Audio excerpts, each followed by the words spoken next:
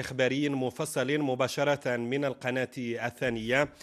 والبداية من الجارة الجزائر، حيث بدأ الناخبون الجزائريون اليوم الإدلاء بأصواتهم برسم الانتخابات التشريعية التي تجري وسط أزمة اقتصادية ومخاوف السلطات والأحزاب 57 المشاركين من مقاطعة الانتخابات أو العزوف عنها بشكل واسع، خاصة في أوساط الشباب، خاصة كذلك وأن الانتخابات والمجلس الشعبي الوطني يهيمن عليه منذ الاستقلال الحزب الوحيد، حزب الرئيس عبد العزيز بوتفليقة، وحليفه حزب أحمد يحيى الذي يشغل منصب مدير مكتب الرئاسة. تقرير زهير الداودي.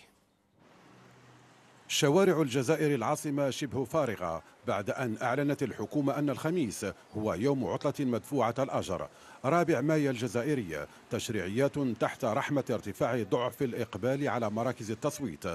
بعد حملة انتخابية باهتة وصفت باللا حدث، فتحت في الساعة 8 مكاتب الاقتراع لاختيار 462 نائبا من 12 ألف مرشح إلى المجلس الشعبي الوطني. رسميا 23 مليون ناخب معنيون بهذه الانتخابات التي يشارك فيها حوالي 60 حزبا و15 قائمة مستقلة. الشباب الكتلة الانتخابية الأكبر يشعرون باليأس من التغيير بسبب ثقل المشاكل الاجتماعية والاقتصادية.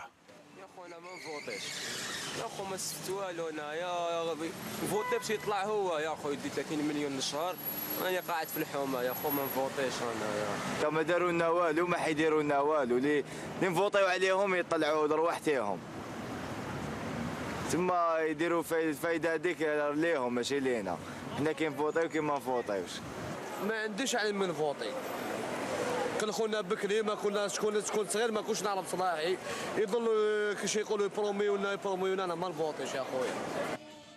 التحالف المشكل من جبهة التحرير الوطني، حزب الرئيس بوتفليقة، والتجمع الوطني الديمقراطي بقيادة مدير ديوان الرئاسة ورئيس الحكومة الأسبق أحمد يحيى، ينتظر أن يحافظ على الأغلبية البرلمانية التي سيطر عليها في الولاية المنتهية. أما الإسلاميون الذين تراجعوا في الأعوام الأخيرة فيشاركون بتحالفين. علاش نفوتي؟ سي لوكازيون وجامي باش نقولوا السيستم هذا سي لو طون باش تروح. كل سنه نخرجوا برا نحرقوا وقت ما نحرقوش، عندنا سي الجيري وحده.